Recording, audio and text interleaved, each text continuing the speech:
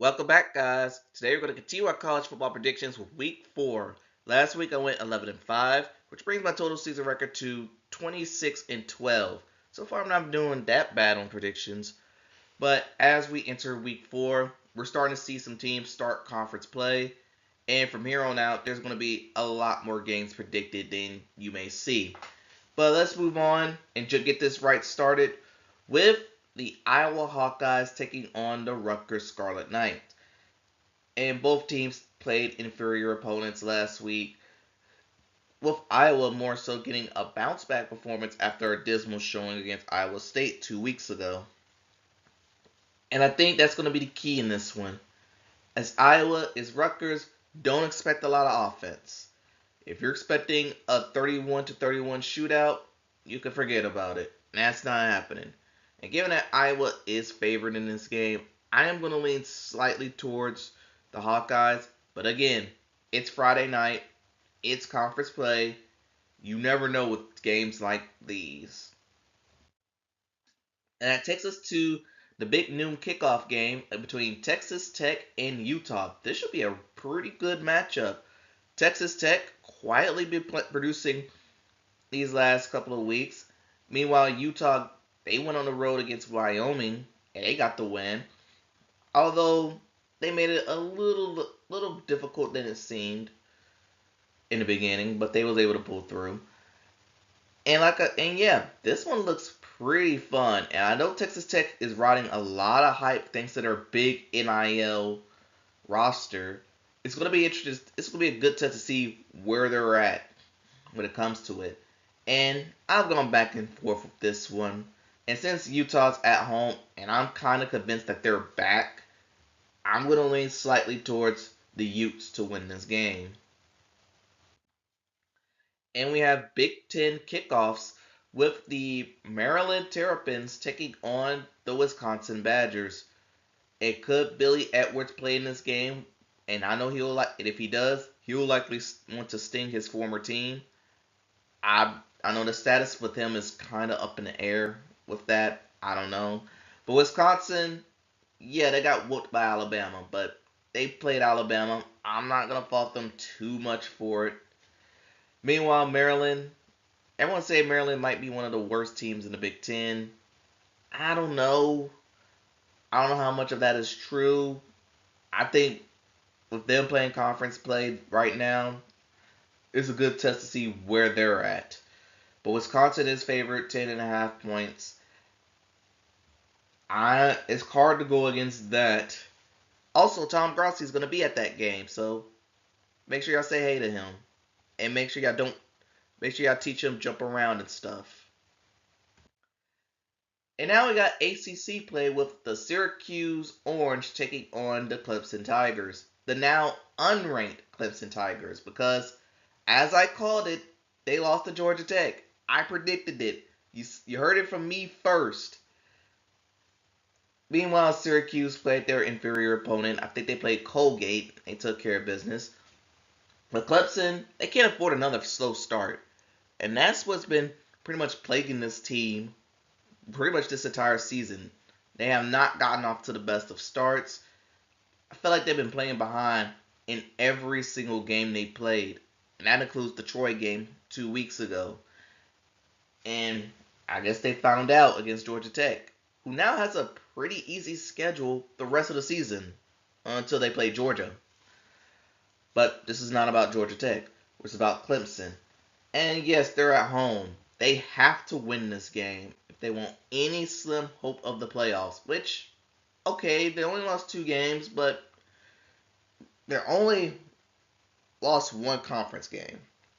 I'm not going to rule them out in the postseason just yet, because we got the because it's the ACC. They got a whole ACC conference to play, but it's not looking too good for Clemson outside looking in one way or another. And now we got a rivalry game between the SMU Mustangs taking on the TCU Horned Frogs. 2 weeks ago, SMU they played pretty well against Baylor, but it was a shootout and they lost that game. They did play an inferior opponent last week and they took care of business. Meanwhile, TCU haven't heard much from them since destroying Carolina. Turned out they had a bye week right after that Carolina game. They played last week and took care of business. And I still think they're a dark horse for the Big 12. And with this game being played in TCU, I think this is going to be another one of those shootout games. I'm expecting a lot of points, very few defense, and I'm expecting TCU to come out on top. But I will not be surprised if SMU wins. Just saying. And now we got an ACC Big 12 matchup between the North Carolina Tar Heels taking on the UCF Knights. Tar Heels, last week, they got a win over Richmond. And even though they got destroyed by TCU week 1, they have not given up a touchdown since. And yes, it was against Charlotte and Richmond, and that's not hard to do. That should be an accomplishment on its own, given how bad the defense played week 1. Meanwhile, UCF, I wish I had more to say about this team, but I don't. I really don't. Yes, I don't know if they're. I don't even know what their record is at this point. But this game is being played in Central Florida, and UCF is favored by almost a touchdown. That's disrespectful. And I know I would normally lean towards the home team in this situation. However, my bias is going to take over me. I'm picking the North Carolina Tar Heels to win, because UCF isn't that much better than those other teams they've been playing. Hopefully, the defense can continue its momentum from the last 2 weeks, and they can build off this as after this game, Carolina will start off in conference play. So I'm picking the Tar Heels to win. And now we got one of the mini games of the weeks, which, even though it doesn't have that title, we have the Auburn Tigers taking on the Oklahoma Sooners in the Battle of Jackson Arnold, as he'll be going back to the stadium he first committed to.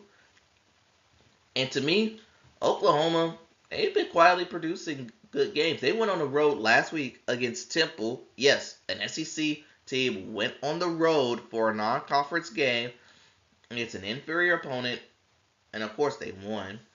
Meanwhile, Auburn, they've been producing wins themselves. I know they recently beat South Alabama. I don't know if that was last week or the week before. I gotta wait to see. I gotta recheck that. But I'm expecting this game to be one of the underrated games of the week. And unfortunately, somebody's just gonna have to lose. But I'm gonna go with Oklahoma because I'm really feeling Mateer at quarterback. I like what he's doing. And right now, to me, the first 3 weeks, he's the best quarterback in the nation. You heard it from me first. Not Arch Manning, not Cade Klubnik, not even Lenoir Sellers. It's John Mateer. And I think this game, he's going to make a statement on that. And now we got Michigan taking on Nebraska. Michigan put up a lot of points while Shamar Moore was serving a suspension. Meanwhile, Nebraska, they've been doing okay this season. I don't know if they even played last week. But yeah, I'm expect this one to be a pretty good game. Perfect game to see where Nebraska's at. Are they getting better, or they're still same old Nebraska? And with this, even though this game's going to be played in Nebraska, I am still going to pick Michigan to win. I believe in Bryce Underwood at quarterback. He's one of the best freshmen in the country when he's not being held back, of course. And yeah, I'm going to roll with Michigan. And we have Purdue and Notre Dame. Notre Dame is desperate for a win as they suffered yet another heartbreak loss against Texas A&M. And I know people are giving them a bunch of crap for being 0-2 is still the polls. They lost to 2 very highly ranked teams. I'm not going to fault them too much for it. But again, 0-2 is still not a good look. And meanwhile, Purdue lost to USC last week. But again, they played better than expected. Although the scoreboard will tell you otherwise. But they played not bad. At least they look better than last year. And Notre Dame, of course, they're favored. They're desperate. They're hungry. They're tired of the heartbreak. They need a win here, and they also need some wins ASAP if they want any hope of the playoffs. And then we have a battle of North Carolina, an in-state rivalry between the North Carolina State Wolfpack and the Duke Blue Devils. NC State kicking off their conference play with the win over Wake Forest. They did not get off to a best start in that game, but they used a very strong second half to pull away from the Demon Deacons. I was at that game, so I know from context. And from the Duke Blue Devils, two rough non-conference games in a row. They lost to Illinois a couple of weeks ago, which the scoreboard looked. I know the score did not tell the story of that game. That game was closer than you'd think. And they lost to Tulane last week, where honestly that game just wasn't even close. So Duke is they're at home this game, and surprisingly they're favored. But I'm gonna go with North Carolina State to win this game, only because I like C.J. Bailey, I like Jolie on the offense, and State's quietly 3-0 in this. Next up, we have West Virginia taking on Kansas. West Virginia getting a win in the backyard brawl. The last one until 5 years from now, where they came from behind and beat Pitt. Goes to show you that you should never, ever trust Pitt. Meanwhile, Kansas, they've actually had a bye week last week, but they're 2 weeks removed from losing to Missouri in their rivalry game. And with this one, I mean, sure, West Virginia got that one win. It's going to give them confidence heading into Big 12 play. But I'm actually feeling Kansas in this one. It's the first home game in their quote unquote new renovated stadium. So the crowd may be a little bit rambunctious. And a 13, almost a 2-touchdown favorite, it's hard for me to go against that. But if West Virginia keep it close, I will not be that surprised. And now we got the Battle of Columbia, where the South Carolina Gamecocks will be taking on the Missouri Tigers in the city of Columbia, Missouri, not South Carolina. Well, South Carolina lost to Vanderbilt, and most of that could be blamed off of Lenore Sellers' injury. I think he got a concussion, and he's questionable to play, but I doubt he comes out there. Hence why Missouri is favored by almost 12 points. And I think that's going to pretty much be the mainstay of the game. I have Missouri winning this one, mostly because South Carolina's not going to have their quarterback. But if he does play by some sort of miracle, I think I may possibly flip my pick. But for now, I'm going to roll with Missouri to win. And now we got where game day should have went in Illinois taking on Indiana. And both teams, honestly, I know Illinois played Western Michigan, and that game was much closer than you may think. And Indiana took on Indiana State, where they put 73-0. Shocker. In this game, yeah, this one's gonna be I think this one's gonna be a very interesting game. I know Indiana's favored by 5.5 points, but I think Illinois' defense is gonna be the main story in this one. I'm gonna roll with Illinois on the road to take down Indiana and prove why they're in the top 10 of the AP polls, which this year the AP polls have been a big joke. I'm not going to go into details why. And now we have the Stanford Cardinals taking on the Virginia Cavaliers. And congratulations, Stanford. You won a game. It was against Boston College, where Bill O'Brien, and the only reason why they lost because Bill O'Brien is a hack. He has been a hack. He was born a hack. He's living as a hack. And he's going to die as a hack.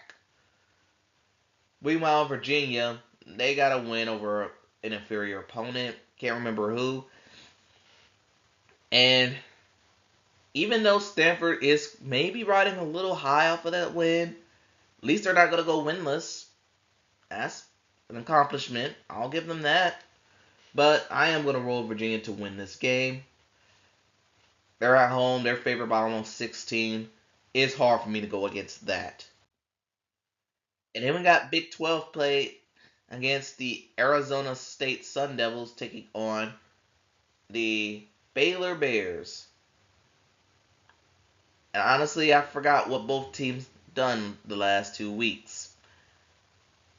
So I'm gonna be brief with this one. I'm just gonna roll Arizona State to win a very close battle. I'm expecting this to be one of the big showdowns, underrated showdowns of the week. And now we have our after dark game of the week. It is the Michigan State Spartans taking on the USC Trojans. USC getting a win over Purdue, quietly 3-0. Meanwhile, Michigan State, they're coming up. I don't remember what they did last week, but I know they're 2 weeks removed from beating Boston College in an overtime thriller. And they're giving USC 18 points. Wow. And this is an after dark game, so you never know what's going to happen. I'm still going to take USC to win, but I don't think they cover. That's telling. If somehow my game of the week is the Battle of Florida, where the Gators will be taking on the Miami Hurricanes. And the only reason I picked this as game of the week, because I picked this 2 weeks ago. I always pick my game of the week 2 weeks in advance. And Florida, they're pretty much trending in the wrong direction. They lost to LSU. Not surprised about that, but what surprised me was the performance of DJ Lagway. He threw 5 interceptions against LSU. LSU didn't even look that impressive on offense, at least. And yet, Lagway threw the game away. Meanwhile, Miami, they got the warning. They was aware. They took care of South Florida with a highly ranked South Florida team, which are now unranked. So yeah, points for that. And this game being played in Miami, this should look like an easy win for Miami. Carson Beck is familiar with the Gators as he's played against them twice already, won both times. I think he's going to get a third win over the Gators in this game. Miami's going to go to 4-0 heading into conference play. Gators is going to drop to 1-3, and the rough stretch is just only going to continue from here. And on that note, that concludes the college football predictions for week 4. Tell me what y'all think in the comments below. Thanks for watching.